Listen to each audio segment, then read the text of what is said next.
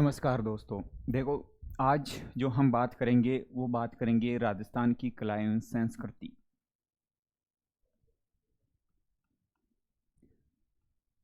राजस्थान की कला एवं संस्कृति। ध्यान रखना, राजस्थान की कला एवं संस्कृति के बारे में बात करें तो इसकी कुल 5 इकाइयाँ हैं। यानी कि हमें इस कला एवं संस्कृति को पढ़ने के लिए 5 प्रकार की इकाइयाँ ध्यान में रखनी है। देखना कौन कौन सी इकाइयाँ हैं। एक, आपको ध्यान में रखना है धार्मिक जीवन।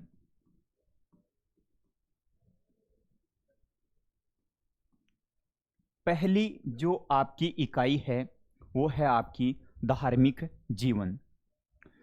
2 नंबर पे बात करें तो आपकी है वो है प्रदर्शन कला।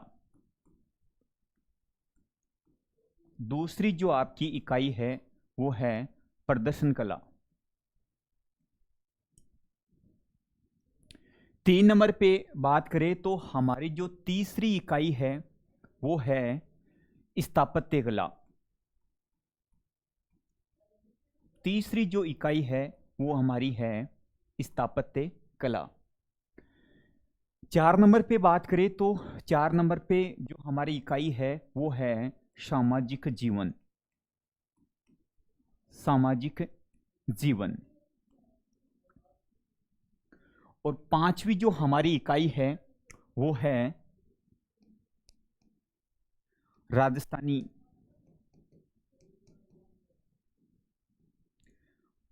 भाषा,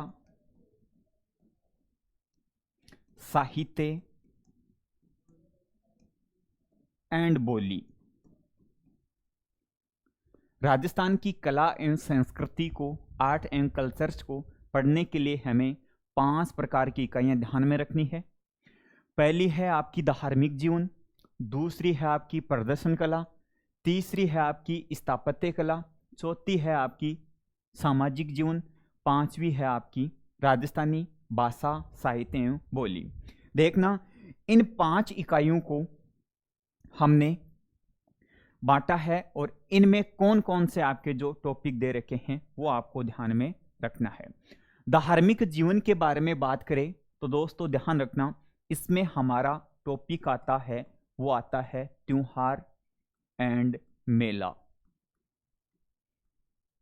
इसमें जो हमारे टॉपिक आते हैं वो आते हैं लोक, देवता एंड देवियां।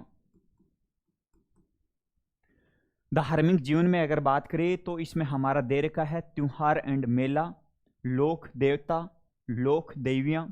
इनके अलावा अगर इसमें बात करें तो आपको ध्यान में रखना है संत संप्रदाय। संत संप्रदाय। धार्मिक जीवन में त्योहार हैं, मेला हैं, लोक देवता हैं, लोक देवियां हैं, संत हैं, संप्रदाय हैं। इनको हमने किस में रखा है? धार्मिक जीवन में। 2 नंबर में अगर बात करें प्रदर्शन कला के बारे में तो ध्यान रखना, प्रदर्शन कला में अगर बात करें तो आपके कौन कौन से दे रखे हैं तो इसमें आपको ध्यान में रखना है। इसमें आपका प्रदर्शन कला में दे रखा है वो है लोकगीत। इसमें है हमारे लोक नृत्य। इसमें दे रखा है हमारी प्रदर्शन कला में चित्रकला। इसमें आपको ध्यान में रखना है हस्तकला। इसमें आपको ध्यान में रखना है, हस्तकला के बाद आपको ध्यान में रखना है लोक नाट्य। और आपको ध्यान में रखना है वाद्य यंत्र। प्रतियोगिता परीक्षाओं में सबसे ज्यादा जो क्वेश्चन आते हैं वो आते हैं प्रदर्शन कला से। सबसे ज्यादा जो क्वेश्चन आते हैं वो किससे आते हैं? प्रदर्शन कला से। ध्यान रखना, इसके बाद में जो हमारा दे रखा है वो दे रखा है स्थापत्य कला। और स्थापत्य कला में आपको ध्यान में रखना है क्या? तो इसमें हमारा जो दे रखा है वो है दुर्ग। इनके अलावा अगर बात करें तो महल। इन्हीं के अंदर आपको ध्यान में रखना है मंदिर। इनमें आपको ध्यान में रखना है छतरियां और बावड़ियां। स्थापत्य कला के अंतर्गत हम पढ़ेंगे दुर्ग, महल, मंदिर, छतरियां और बावड़ियां। इनके बाद हमें ध्यान में रखना है वो हमारा जो है सामाजिक जीवन। और इस सामाजिक जीवन के बारे में बात करें तो इसमें हमारे जो टॉपिक दे रखे हैं वो कौन कौन से हैं? तो ध्यान रखना, सामाजिक जीवन के अंतर्गत हमें ध्यान में रखना है रीति रिवाज। इसमें हमें ध्यान में रखना है आभूषण। इसमें हमें ध्यान में रखना है वेशभूषा।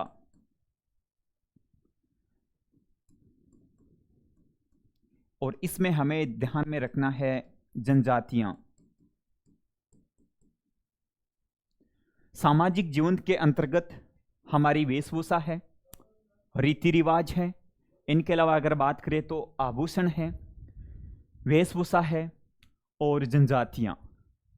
तो राजस्थान की कला एवं संस्कृति को हमने 5 इकाइयों में बांटा है। और 5वीं जो इकाई है राजस्थानी भाषा साहित्य एवं बोली, इसके अंतर्गत हम भाषा साहित्य पढ़ेंगे और इसके अंतर्गत हम क्या पढ़ेंगे? राजस्थान की बोलियां। इस प्रकार से हमने राजस्थान की कला संस्कृति को 5 इकाइयों में बांटा है। अब देखना, अगर बात करें हम सबसे पहले धार्मिक जीवन के बारे में, और इस धार्मिक जीवन में हम पहला जो टॉपिक लेंगे वो त्योहार एंड मेला। ध्यान रखना, राजस्थान में अभी नए जिलों का उद्घाटन हुआ है, नए जिले बने हैं और जो कला संस्कृति में परिवर्तन हुआ है उनको लेकर चलेंगे। यानी कि जो नए जिलों में बात करें, जो स्थान आए हैं उनके ध्यान में रखते हुए हम पढ़ेंगे। तो देखना, सबसे पहले अगर बात करें तो धार्मिक जीवन, और धार्मिक जीवन में हमारा जो पहला टॉपिक है वो है त्योहार एंड मेला।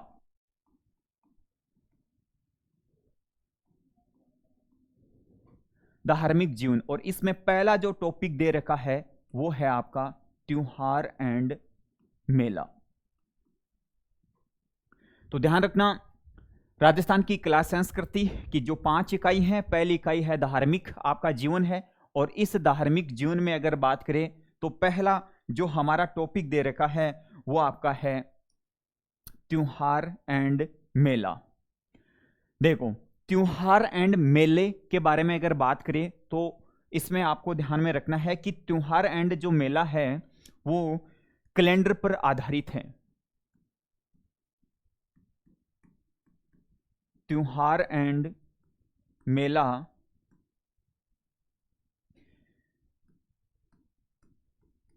कैलेंडर पर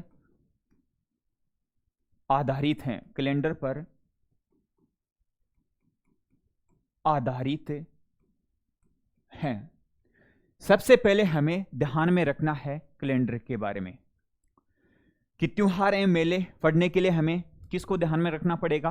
कैलेंडर को। और कैलेंडर को ध्यान में रखते हुए सबसे पहले हम बात कर रहे हैं, और वो बात कर रहे हैं किसके बारे में? तो ध्यान रखना, वो हमारा है ग्रिगोरियन कैलेंडर।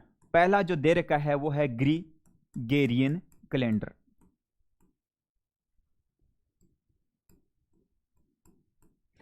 इस ग्रिगोरियन कैलेंडर के बारे में बात करें तो इस कैलेंडर की जो शुरुआत मानी जाती है वो मानी जाती है 1582 ईस्वी से, अक्टूबर 1582। ध्यान आपको ये रखना है कि रूस का एक 13वां पोप था ग्रिगोरी। रूस का एक 13वां पोप था जिसका नाम था ग्रिगोरी। उनके नाम के ऊपर इस कैलेंडर का नाम ग्रिगोरियन कैलेंडर पड़ा। यह जो आपका कैलेंडर है यह सूर्य पे आधारित है। ये जो आपका कैलेंडर है सूर्य पे आधारित है। ये जो कैलेंडर है वो अंतर्राष्ट्रीय स्तर पर मान्यता प्राप्त कैलेंडर है। इस कैलेंडर का पहला महीना जनवरी है और इस कैलेंडर का जो अंतिम महीना है वो है आपका दिसंबर। ध्यान रखना, गिरगेरियन कैलेंडर के बारे में बात करें तो इसकी जो शुरुआत मानी जाती है वो मानी जाती है अक्टूबर 1582 ईस्वी। ध्यान रखना, शुरुआत के बारे में बात करें तो रूस का 13वां पोप और उनका नाम था गिरगेरी, और इन्हीं के नाम के ऊपर इस कैलेंडर का जो नाम पड़ा वो पड़ा गिरगेरियन कैलेंडर। ये जो कैलेंडर है ये सूर्य पे आधारित होता है, सूर्य पर आधारित। यह जो कैलेंडर है वो सूर्य पे आधारित है। ध्यान रखना, इसका जो पहला महीना है वो पहला महीना आपका है जनवरी। इसका जो अंतिम महीना है वो है आपका दिसंबर। और एक इसमें बात ये ध्यान में रखनी है कि गिरगेरियन कैलेंडर में एक जो आपका वर्ष होता है वो होता है, तो ध्यान रखना, लीफ वर्ष। वो आपका कौन सा होता है? तो वो होता है आपका लीफ वर्ष। और इस लीफ वर्ष की एक विशेषता आपको क्या ध्यान में रखनी है कि हर 4 साल में अगर बात करें तो हर 4 साल में अगर बात करें तो जो हमारी फरवरी है वो होती है 29 तारीख की। बाकी अगर बात करें तो साधारण वर्ष में फरवरी 28 वर्ष की ही होती है। तो त्योहार एंड मेला अगर हमें पढ़ना है तो हमें कैलेंडर को ध्यान में रखना है। और कैलेंडर में हमने पहले बारे में बात की है गिरगेरियन कैलेंडर। इस कैलेंडर की शुरुआत अक्टूबर 1582 ईस्वी को मानी गई है। ध्यान ये रखना कि रूस का एक 13वां पोप था जिसका नाम क्या था? तो गिरगेरी था। यह कैलेंडर सूर्य पर आधारित है और इसका पहला महीना होता है जनवरी और अंतिम जो महीना होता है वो होता है आपका कौन सा? दिसंबर। और एक हर चौथे साल में अगर बात करें तो ध्यान रखना आपकी जो फरवरी है वो है 29 दिन की। इसके बाद दूसरा आपको ध्यान में रखना है इसमें, वो है आपका कैलेंडर, तो ध्यान रखना विक्रम संवत।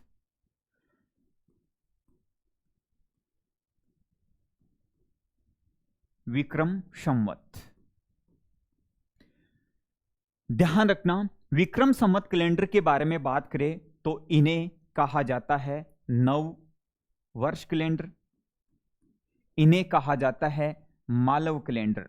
इन्हें क्या कहा जाता है? तो मालव संवत। देखना, विक्रम संवत की जो शुरुआत मानी गई है वो मानी गई है कि उज्जैन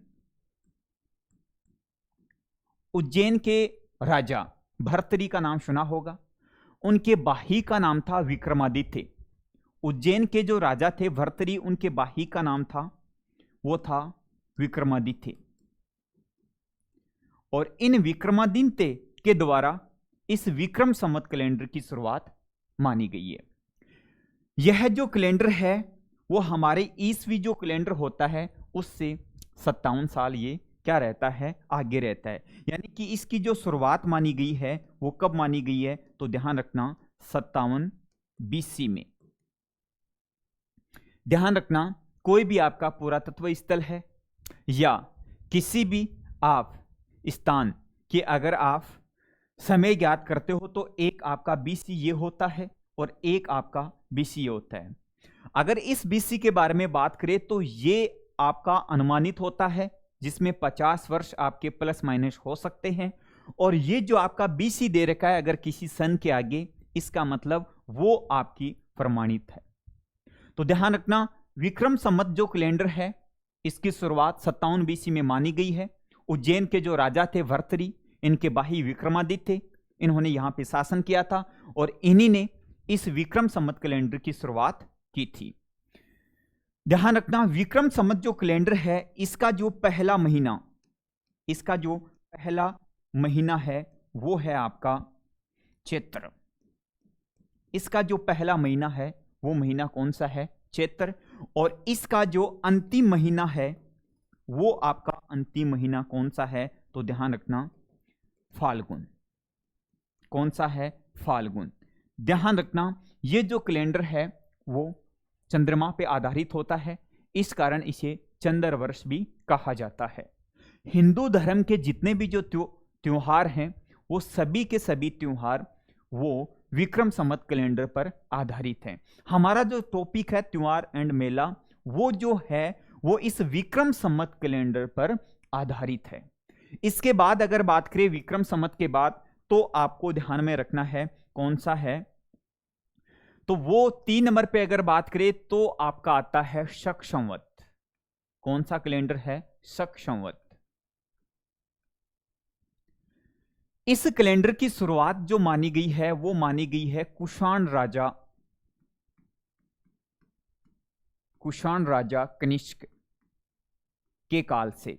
कुषाण राजा है कनिष्क के काल से। ध्यान रखना शक संवत की जो शुरुआत है वो है आपकी 78 ईस्वी से। 78 ईस्वी से ये जो हमारा ईस्वी जो कैलेंडर होता है, इस कैलेंडर से 78 वर्ष ये पीछे होता है। तो ध्यान रखना शक संवत कैलेंडर की जो शुरुआत है वो आपकी कुषाण राजा कनिष्क के काल से मानी जाती है। इस कैलेंडर की शुरुआत 78 ईस्वी को मानी गई है। इस कैलेंडर के बारे में बात करें तो ये धीरे धीरे विलुप्त की कगार पे था, यानी कि इसका प्रचलन कम होने लग गया। इस कारण इस कैलेंडर को राष्ट्रीय पंचांग के रूप में घोषित किया गया। कोई भी आपका स्मारक है वो विलुप्त के कगार पे होता है, या कोई भी आपका जीव जंतु है जब वो रेड डाटा बुक में दर्ज होता है तो सरकार के द्वारा उन्हें राष्ट्रीय स्मारक के रूप में घोषित कर दिया जाता है, चाहे वो आपका पशु हो चाहे वो पक्षी हो। इसी प्रकार से जब इसका प्रचलन धीरे धीरे कम हुआ तो इस शक संवत कैलेंडर को राष्ट्रीय पंचांग के रूप में घोषित कर दिया। तो ध्यान रखना ये जो हमारा कैलेंडर है वो राष्ट्रीय पंचांग भी है,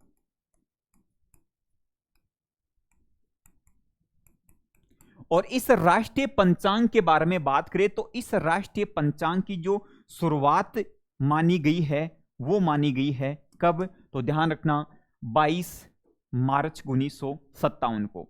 22 मार्च 1957 को।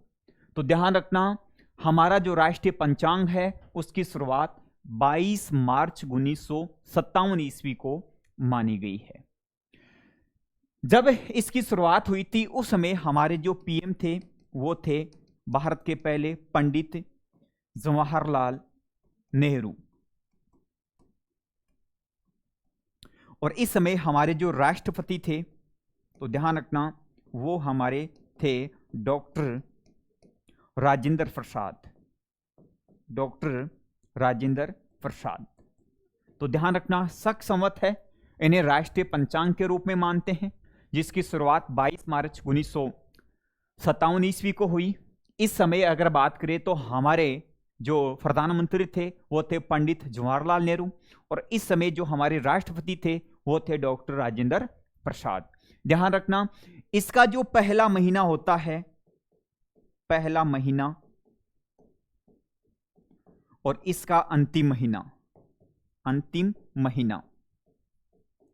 तो ध्यान रखना इसका जो पहला महीना होता है वो होता है आपका कौन सा, तो चैत्र, और इसका जो अंतिम महीना होता है वो आपका कौन सा होता है, फाल्गुन। कौन सा होता है, फाल्गुन। तो पहले हमने ग्रेगोरियन कैलेंडर के बारे में पढ़ा, फिर हमने विक्रम संवत के बारे में पढ़ा, इसके बाद में हमने देखा शक संवत, और शक संवत को हमने राष्ट्रीय पंचांग के रूप में घोषित किया, जिसकी शुरुआत 22 मार्च 1957 को मानी गई। इस समय हमारे प्रधानमंत्री पंडित जवाहरलाल नेहरू थे, और इस समय हमारे जो राष्ट्रपति थे वो थे डॉक्टर राजेंद्र प्रसाद। और इस समय अगर बात करें तो आपको ध्यान में ये रखना है कि ये जो आपका कैलेंडर है इसमें पहला जो महीना है वो चैत्र, और अंतिम महीना है वो आपका कौन सा है, फाल्गुन। इसके बाद आपको ध्यान में रखना है हमारा जो कैलेंडर है वो कौन सा है। तो देखो इसके बाद में हमारा एक कैलेंडर आता है, वो आता है आपका कौन सा, तो वो है आपका वर्धन संवत। कौन सा कैलेंडर है? वर्धन संवत।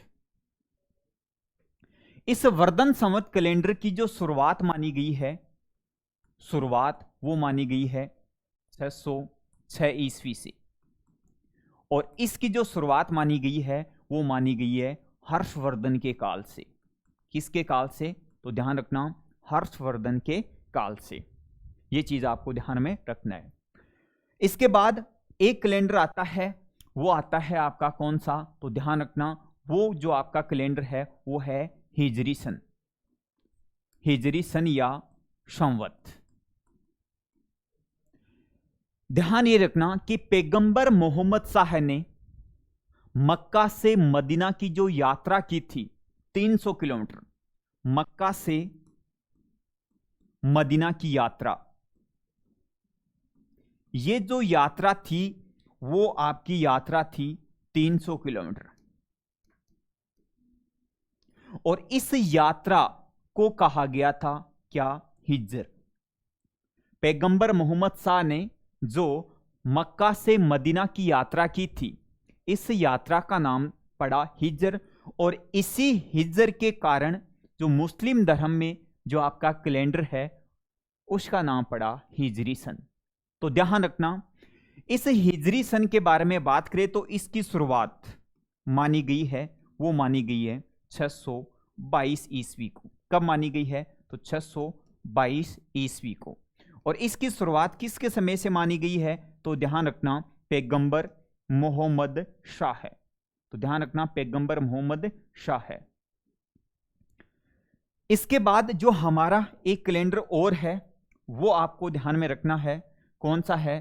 तो वो है आपका गुप्त संवत। ये जो हमारा कैलेंडर है गुप्त संवत, इसके बारे में बात करें तो इसकी जो शुरुआत मानी गई है वो मानी गई है 319 ईस्वी।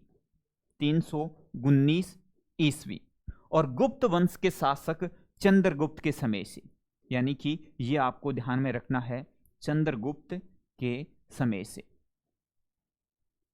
आपका कैलेंडर है। कौन सा? गुप्त संवत। और गुप्त संवत की जो शुरुआत मानी गई है वो मानी गई है किन के शासनकाल से? तो गुप्त वंश के राजा चंद्रगुप्त के समय से। और इसकी जो शुरुआत हुई वो आपकी शुरुआत कब हुई? तो ध्यान रखना, 319 ईस्वी। एक आपको ध्यान में रखना है, वो आपका कैलेंडर है इलाई संवत। इसके बाद में आपको ध्यान में रखना है इलाई संवत। ध्यान रखना, इलाई संवत की जो शुरुआत मानी गई है वो मानी गई है 1583 ईस्वी। शुरुआत है 1583 ईस्वी। ध्यान रखना, ये जो आपकी शुरुआत है ये अकबर के काल से हुई थी। कब हुई थी? तो अकबर के काल से। इस प्रकार से आपको ये कैलेंडर ध्यान में रखना है।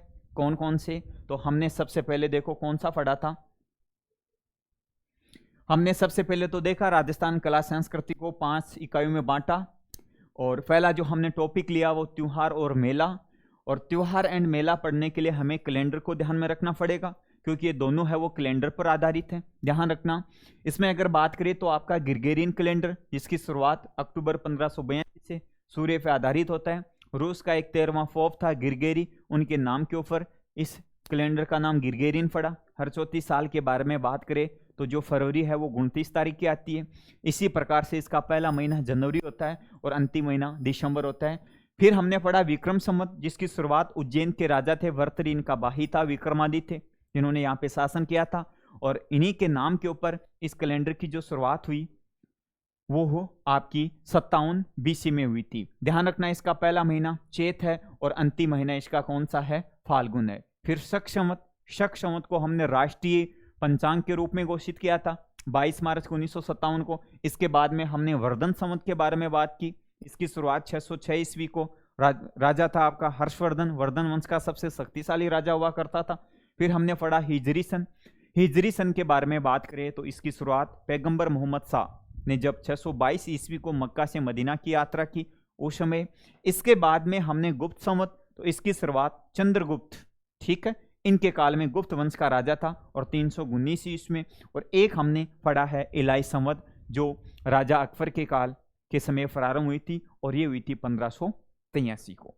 ध्यान रखना आपको कि त्योहार एंड मेलों के बारे में बात करें तो सबसे पहले हमें ध्यान में रखना है हिंदू धर्म के त्योहार। हिंदू धर्म के त्योहार, हिंदू धर्म के त्योहार के बारे में बात करें तो सबसे पहले आपको ध्यान में रखना है कि ये जो त्योहार है वो विक्रम संवत कैलेंडर पर चलेंगे, विक्रम संवत कैलेंडर पर। और ये जो विक्रम संवत कैलेंडर पर है ये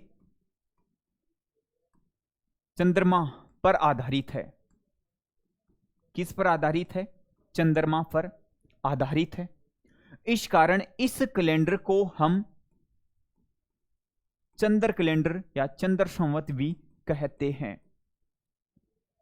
ध्यान रखना, अगर बात करें हम विक्रम संवत के बारे में तो विक्रम संवत चंद्रमा पर आधारित है, इस कारण इन्हें चंद्र वर्ष भी कहा जाता है। और हिंदू धर्म के जो त्योहार हैं वो आपके विक्रम संवत कैलेंडर पर आधारित हैं। देखना, अगर एक ईस्वी के बारे में बात करें तो इस एक ईस्वी में, एक ईस्वी वर्ष में जो दिनों की संख्या है वो दिनों की संख्या वो है 365 दिन। और एक विक्रम संवत कैलेंडर के बारे में बात करें, एक विक्रम संवत कैलेंडर के बारे में बात करें या एक विक्रम संवत वर्ष में अगर बात करें, वर्ष में दिनों की संख्या, दिनों की संख्या वो है आपकी 354 दिन। कितनी है? तो ध्यान रखना 354 दिन।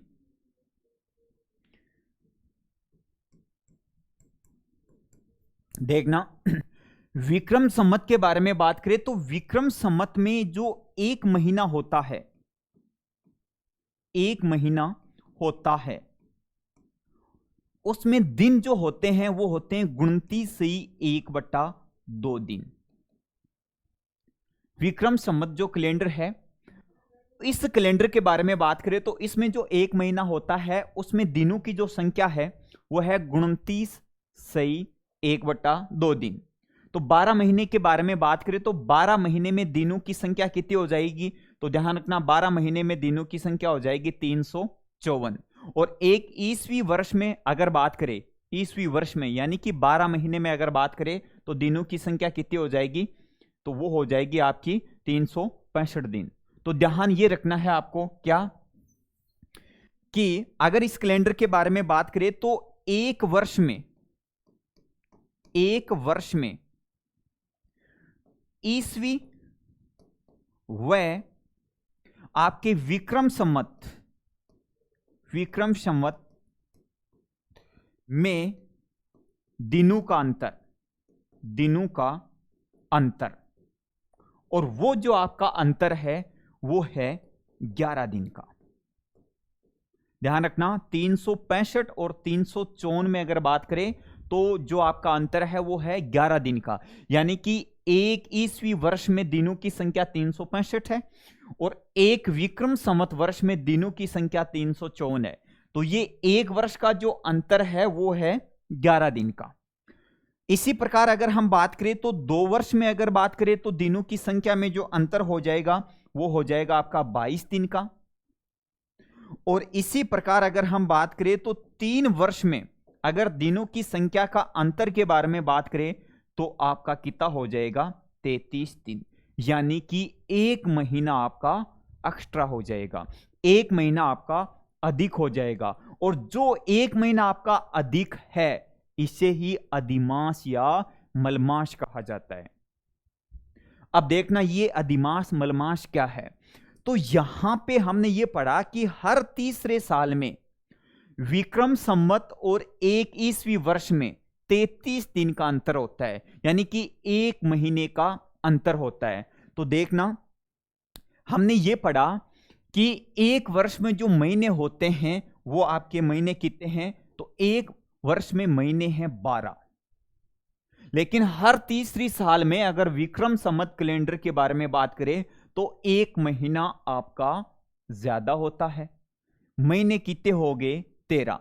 तो अगर इस एक महीने के बारे में बात करें तो यही आपका अधिमास है, यही आपका अधिमास है, ये है आपका कौन सा, मलमास। ध्यान रखना, हमने ये पढ़ा है कि हर तीसरी साल में एक महीना आपका अधिक है, और जो ये 12 + 1 यानी कि 13 है, ये महीना हर तीसरी साल में जो आता है इसे कहा जाता है अधिमास या मलमास। अब देखो ये कब हुआ था, तो ध्यान हमें ये रखना है कि इस अधिमास या मलमास के बारे में बात करें तो आपको ध्यान में रखना है कि 2076 जो हमारी विक्रम संवत थी, इसके बाद हमने पढ़ा 2075, 2076, 2077, 2078, 2079 और 2080।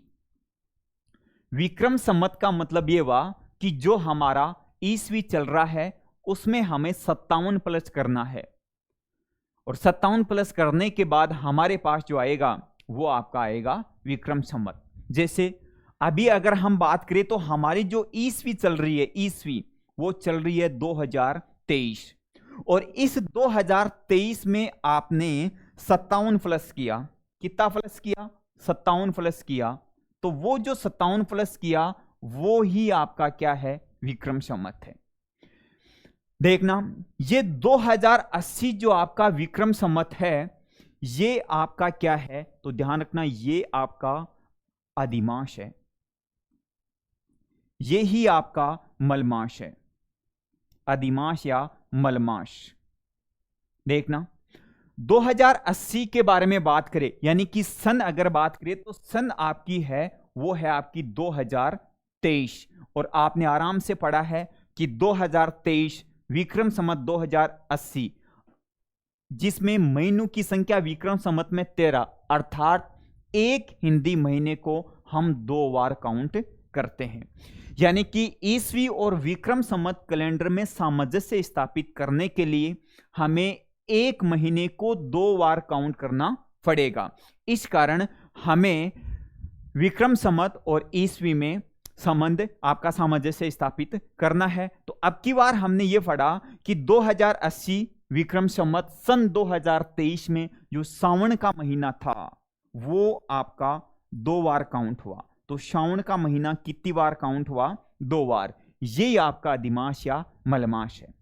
अब यहां पे आपने 13 लिखा है, यानी कि जिस वर्ष में महीनों की संख्या 13 होती है उसे त्रिडी वर्ष, इदक वर्ष, अधिमास या मलमास वर्ष कहा जाता है। तो ध्यान रखना 3 साल पहले तो ये आपका हो गया, यहां पे अगर बात करें तो कौन सा हो गया, तो देखो 80 में आपका अधिमास था सावन, यानी कि 2 बार है। इसके बाद अगर बात करें 2077, यानी कि इसमें आपको ध्यान में रखना है। इनके बाद 2076, इसमें आपको ध्यान में रखना है। तो हर तीसरी साल, तो 2076 में आपका अधिमास था, इसके बाद 75, 76, 2077 में आपका अधिमास था। फिर हमने पढ़ा 78, 79 और 80, इसमें आपका क्या, अधिमास और मलमास। ठीक है, यहां पे हमने पढ़ा कि 2080 में आपके सावन 2 बार थे, तो इसमें अगर बात करें तो कौन सा महीना 2 बार काउंट होगा, तो इसमें आपका जो महीना था वो था आषाढ़, और ये 2 बार काउंट हुआ। बात करें 2076 के बारे में, तो इसमें आषाढ़ से पहले वाला महीना, तो ये ध्यान रखना इसमें आपका ज्येष्ठ, ये 2 बार काउंट हुआ। तो 12 + 1 13, और ये जो जिस वर्ष में, यानी कि ध्यान रखना है जिस वर्ष में महीनों की संख्या महीनों की संख्या 13 होती है उसे तेरडी वर्ष ओब्लिक उसे अधिमास वर्ष या मलमास वर्ष कहा जाता है। मलमास या उसे इद्दक वर्ष कहा जाता है। क्या कहा जाता है? उन्हें इद्दक वर्ष कहा जाता है। और उसमें जो आपका हिंदी जो महीना है, विक्रम संवत पर आधारित जो आपका कैलेंडर है, उसमें एक महीने को 2 बार काउंट कर दिया जाता है। जिस प्रकार सन 2023 और इसमें आपने 57 प्लस किया और वो 2080 आपकी विक्रम संवत है। इसमें अब की बार जो श्रावण थे 2 बार थे, इसे अधिमास मलमास इद्दक वर्ष या क्या कहा गया, तेरडी वर्ष। 2077 में अगर बात करें तो ये सभी हमने जो यहाँ पे लिखा है, ये लिखा है विक्रम संवत। और विक्रम संवत का मतलब ये हुआ कि ईस्वी के अंतर्गत जो आप ऐड करोगे 57, वो ही आपका विक्रम संवत है। तो इस प्रकार से हमने कैलेंडर के बारे में सामान्य जानकारी ली। अब 1-2 क्वेश्चन मैं आपको करवा देता हूं। इसके बाद आपको ध्यान में रखना है कौन कौन से त्योहार। तो देखना, एक तो आपको ये ध्यान में रखना है कि जिस प्रकार हमने ये लिखा कि ये आपकी ईस्वी है 0, ये आपका शक संवत है 78 ईस्वी, और ये जो आपका दे रखा है वो दे रखा है विक्रम संवत। ध्यान रखना 57 BC। अगर आप ईस्वी से विक्रम संवत पे आ रहे हो, ध्यान रखना, अगर आप ईस्वी से विक्रम संवत पे आ रहे हो तो आपको प्लस करना पड़ेगा 57। यदि आप शक संवत पे हो और आप ईस्वी पे आ रहे हो तो आपको प्लस करना पड़ेगा 78। यदि आप विक्रम संवत पे हो और आपको ईस्वी पे आना है तो आपको माइनस करना पड़ेगा 57 वर्ष। यदि ईस्वी से आप शक संवत ज्ञात कर रहे हो तो माइनस करना पड़ेगा आपको 78। कितना माइनस करना पड़ेगा? 78। देखना, मैंने कहा क्वेश्चन में कि वर्ष 2022 में शक संवत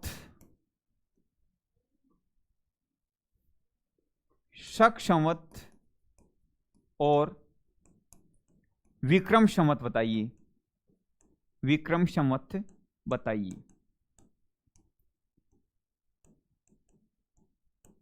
यह हमारा क्वेश्चन है। तो हमने क्या पढ़ा कि वर्ष 2022, इसका मतलब ये हमारा है ईस्वी।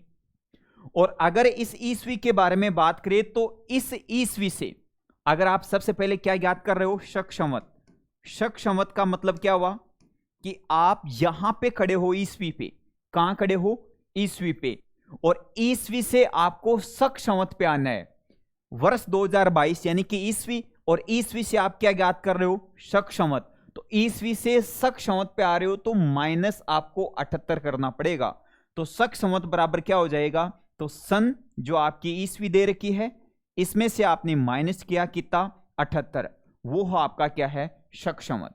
तो देखना, अगर बात करें ईस्वी के बारे में तो ईस्वी आपकी कितनी है? सन कितनी है? तो 2022, और इसमें से आपने माइनस किया कितना? 78। वो आपका क्या है? शक संवत। फिर हमने क्या ज्ञात किया? विक्रम संवत। विक्रम संवत बराबर आपको ध्यान में रखना है क्या कि विक्रम संवत बराबर होता है, वो होता है सन या जो ईस्वी दे रखी है उसमें प्लस आपको 57 करना है। प्लस कितना करना है? 57। वो हमारी क्या हो जाएगी? विक्रम संवत। ठीक है। तो सन यहां पे दे रखा है, तो ध्यान रखना सन कितना दे रखा है, तो ये दे रखा है आपका 2022 और इसमें आपने प्लस किया 57। देखो यहां पे हमने पीछे पढ़ा था ना 2022, देखो ये 2023 है और ये जो आपकी दे रखी है 2022, तो 2022 में विक्रम संवत कितनी है 2079, यानी कि 2022 में हमने प्लस किया कितना 57, तो आपका उत्तर क्या हुआ 2079। तो ये चीज आपको ध्यान में रखना है। देखना यहां पे हम बात कर रहे थे। अब एक चीज आपको इसमें ध्यान में ये रखना है कि कई बार यहां पे सीधा प्रश्न पूछ लिया जाता है कि विक्रम संवत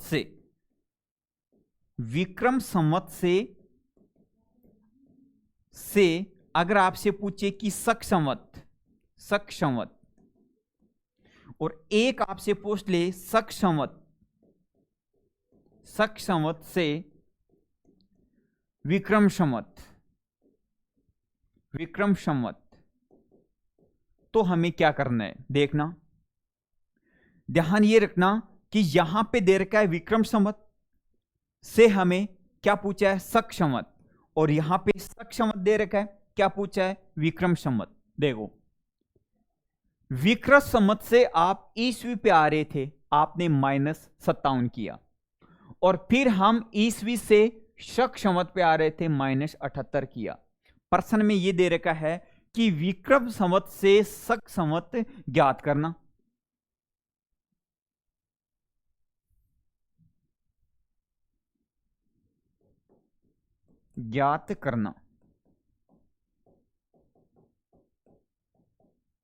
देखना अगर बात करें विक्रम संवत में हमने -57 किया तो ईस्वी आई, और फिर ईस्वी से हमने -78 किया तो शक संवत आया।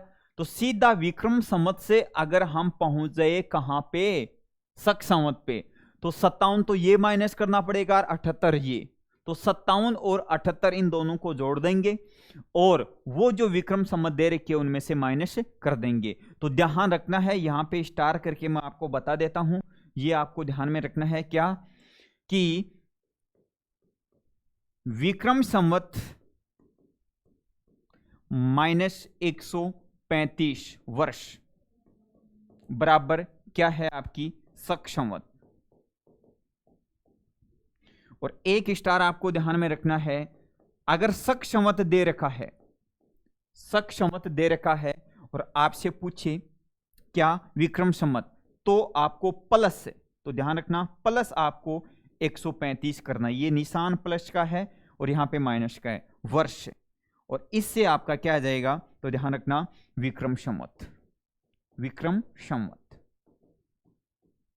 कैसे आ जाएगा कि शक संवत से पहले आप ईस्वी पे आए तो आपने 78 प्लस किया, फिर आप ईस्वी से विक्रम संवत पे आए तो प्लस आपने कितना किया 57। तो सीधा अगर बात करें शक संवत से अगर आप सीधे यहां पे आ रहे हो तो प्लस कितना करना पड़ेगा 135 वर्ष, और सीधे यहां से यहां पे जा रहे हो तो आपको माइनस कितना करना पड़ेगा 135 वर्ष। ये थी कैलेंडर से संबंधित सामान्य जानकारी। इसके बाद आपको एक क्वेश्चन और ध्यान में रखना है, और वो ये ध्यान में रखना है कि कई बार आपको ये पूछ ले कि गुप्त संवत व शक संवत में अंतर में कितने वर्ष का अंतर है, तो ध्यान रखना गुप्त संवत, तो इसका आपको ऐसे ध्यान में रखना है कि गुप्त संवत की शुरुआत 319 और शक संवत, अंतर का मतलब क्या है, अंतर का मतलब यहां पे माइनस है बाकी है, ये ध्यान में रखना राठौड़ी में, ठीक है, अंतर का मतलब क्या है बाकी है। तो 319 में से आप 78 माइनस करोगे तो ध्यान रखना जो हमारा आंसर आएगा वो आएगा 241 वर्ष। ये थी आपकी सामान्य जानकारी कैलेंडर से संबंधित। अगर आपको राजस्थान की कला एवं संस्कृति पढ़नी है तो इसमें आपका जो टॉपिक दे रखा है धार्मिक जीवन की इकाई का त्योहार एंड मेला, वो सभी के सभी आपके कैलेंडर आधारित होते हैं। जितने भी जो कैलेंडर थे उन सभी के बारे में हमने पढ़ा है। हम हिंदू धर्म के त्योहार के बारे में बात कर रहे हैं, और ये जो त्योहार होते हैं ये आपके विक्रम संवत कैलेंडर पर आधारित होते हैं। ये चीज आपको ध्यान में रखना है। देखना, ध्यान आपको ये रखना है कि आपके जो विक्रम संवत के महीना और एक आपको ध्यान में रखना है ग्रिगोरियन कैलेंडर महीना, ग्रिगोरियन है ना कैलेंडर महीना। देखना,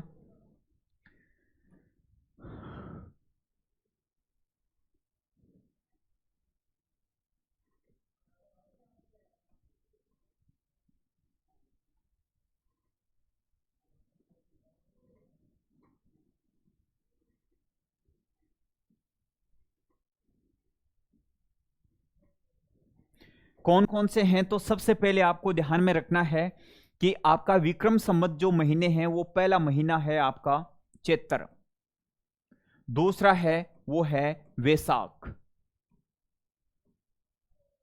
तीसरा है आपका ज्येष्ठ, इसके बाद आपको ध्यान में रखना है आषाढ़,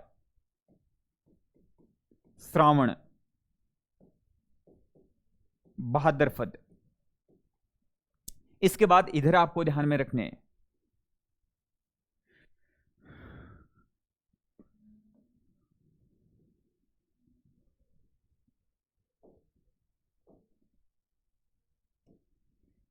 यहां तक आपको ध्यान में रखने हैं।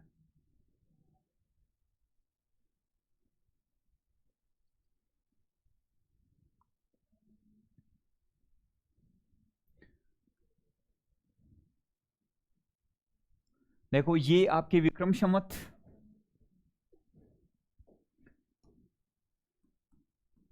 विक्रम संवत महीने,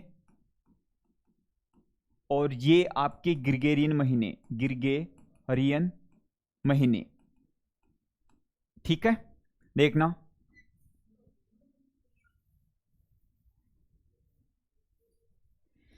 यहां पे हमने पहला महीना पढ़ा कौन सा, चैत्र, वैशाख, जेठ, आषाढ़, श्रावण, भाद्रपद। यहां पे आपको ध्यान में रखना है आश्विन। कौन सा महीना है, तो ये है आपका आश्विन, कार्तिक, मार्गशीर्ष, पौष, माघ, फाल्गुन। ये आपके 12 महीने हैं। अगर बात करें विक्रम संवत महीने, हिंदू धर्म के अगर हमें त्योहार पढ़ने हैं तो इस कैलेंडर को ध्यान में रखना है। और महीने आपके 12 हैं। पहला महीना चैत, दूसरा वैशाख, तीसरा ज्येष्ठ, चौथा आषाढ़, पांचवां भाद्रपद श्रावण, छठवां भाद्रपद, सातवां आश्विन, आठवां कार्तिक, नौवां आपका कौन सा है मार्गशीर्ष, 10वां पौष, 11वां आपका कौन सा है माघ, और 12वां महीना कौन सा है फाल्गुन। इन महीनों को अगर अंग्रेजी महीने के साथ देखा जाए तो जो चैत्र महीना आता है वो आपका महीना आता है मार्च अप्रैल में। कब आता है, तो ध्यान रखना मार्च अप्रैल में। वैशाख आता है आपका कब, तो ध्यान रखना अप्रैल मई। ज्येष्ठ आता है आपका महीना मई जून। आषाढ़ आता है आपका जून जुलाई। ये कब आता है आपका, जून जुलाई। श्रावण आता है आपका जुलाई अगस्त। तो ये आपका महीना अगस्त कंप्लीट होने वाला है, और श्रावण का महीना भी आपका कंप्लीट होने वाला है 30 तारीख को, है ना। रक्षाबंधन है, इसके बाद भाद्रपद आ जाएगा। तो हमने क्या लिखा कि जो श्रावण है वो आपका जुलाई अगस्त में, अगस्त कंप्लीट हो रहा है, श्रावण का महीना भी कंप्लीट हो रहा है, ध्यान रखना। भाद्रपद के बारे में बात करें तो ये है आपका अगस्त। अगस्त के बाद में आपको ध्यान में रखना है सितंबर, ठीक है। और यहां पे अगर आश्विन के बारे में बात करें तो आश्विन में आपको ध्यान में रखना ये महीना आ जाएगा यहां पे सितंबर, है ना, और अक्टूबर। और कार्तिक के बारे में बात करें, कार्तिक के बारे में बात करें तो ये है आपका अक्टूबर नवंबर। मार्क्सिस के बारे में बात करें तो नवंबर दिसंबर। पोस्ट के बारे में बात करें तो दिसंबर जनवरी। माघ के बारे में बात करें तो जनवरी फरवरी।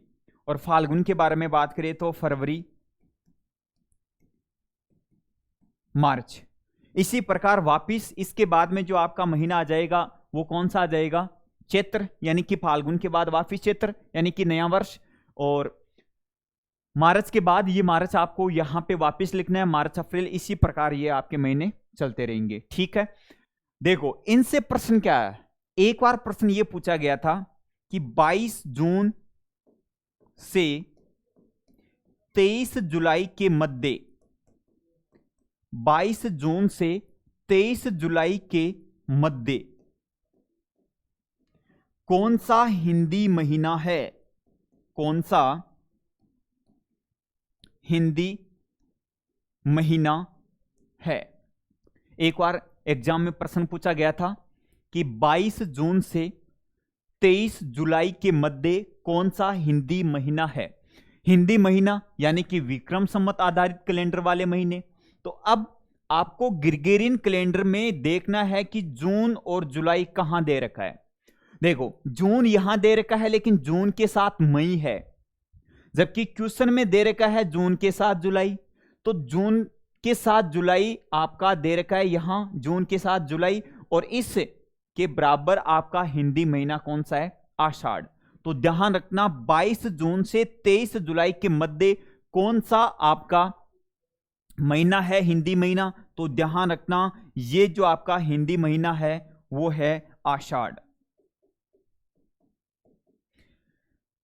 आप ध्यान ये रखना कि अगर अंग्रेजी महीने 2 दे रखे हैं, अगर अंग्रेजी महीने 2 दे रखे हैं तो हमारा आंसर हिंदी महीने में 1 आएगा। जैसे इस क्वेश्चन में जून और जुलाई अंग्रेजी महीने यानी कि ग्रेगोरियन कैलेंडर के दे रखे, हमारा आंसर क्या आया? आषाढ़। क्योंकि हमने देखा कि जून यहां पे है लेकिन मई है साथ में, लेकिन क्वेश्चन में यह दे रखा है कि जून के साथ जुलाई कहां है।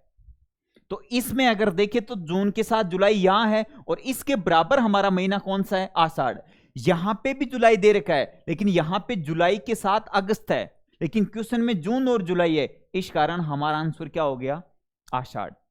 अगर आपसे प्रश्न ये कहे कि एक प्रश्न और देता हूं मैं आपको, जिस प्रकार से अगर प्रश्न आ जाए ये क्वेश्चन की आपका प्रश्न दे रखा है, प्रश्न ये है कि सितंबर माह में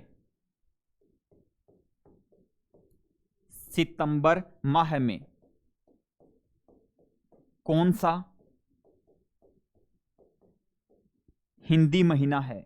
कौन सा हिंदी महीना है? देखना अब की बार हमारा जो दे रखा है केवल अंग्रेजी महीना, केवल आपका ग्रेगोरियन कैलेंडर है वो 1 दे रखा है। कितना दे रखा है? 1 दे रखा है। अब देखो सितंबर कहां है? तो यहां पे सितंबर दे रखा है।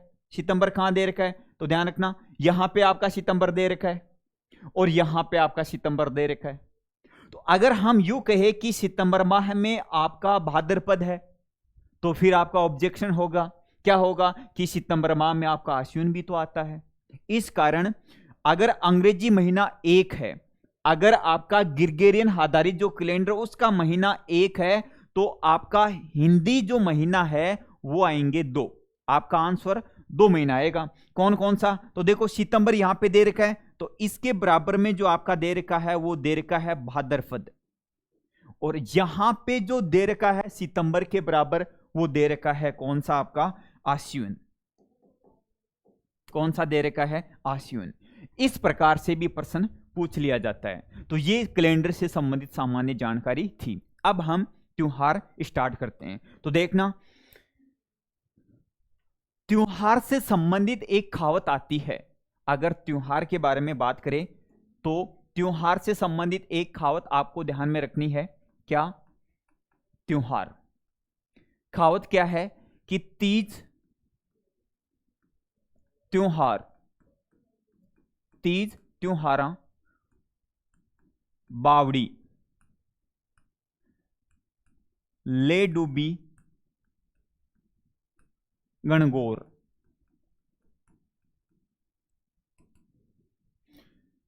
त्योहार हम पढ़ रहे हैं, त्योहार से संबंधित एक खावत आपको ध्यान में रखना है, क्या कि तीज त्योहारा बावड़ी ले डूबी गणगौर। यानी कि ये जो आपकी खावत है, इस खावत से आपको ध्यान में ये रखना है कि ये जो आपकी तीज है ये है श्रावण शुक्ल तृतीया।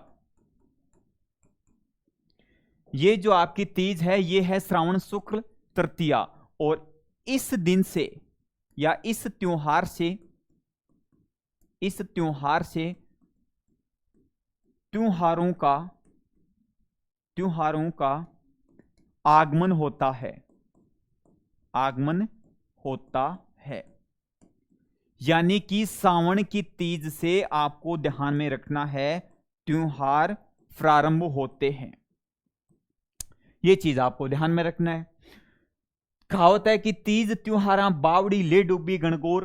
तो हिंदू धर्म के त्योहारों की जो शुरुआत होती है वो सावन की शुक्ल तृतीया से होती है, और श्रावण शुक्ल तृतीया के बारे में बात करें तो वो आपकी है कौन सी, तीज। आगे दे रखा है गणगौर। यहां पे अगर बात करें तो त्योहार समाप्त होते हैं। त्योहार आपके क्या होते हैं, तो यहां पे त्योहार समाप्त होते हैं। ध्यान ये रखना है कि गणगौर का जो त्योहार आता है वो आता है आपका चैत्र शुक्ल तृतीया। कब आता है, तो गणगौर का जो त्योहार आता है वो आता है चैत्र शुक्ल तृतीया, ले डूबी गणगौर। तो तीज त्योहारा यानी कि श्रावण शुक्ल तृतीया, यहां पे त्योहारों प्रारंभ होते हैं, और गणगौर ले डूबी गणगौर यानी कि यहां पे त्योहारों का क्या होता है, समाप्त। ये आती कब है, तो ध्यान रखना चैत्र शुक्ल तृतीया।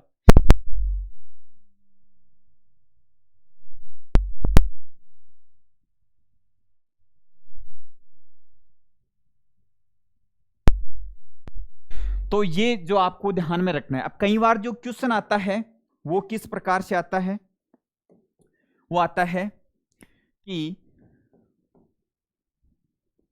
एक हिंदू वर्ष कैलेंडर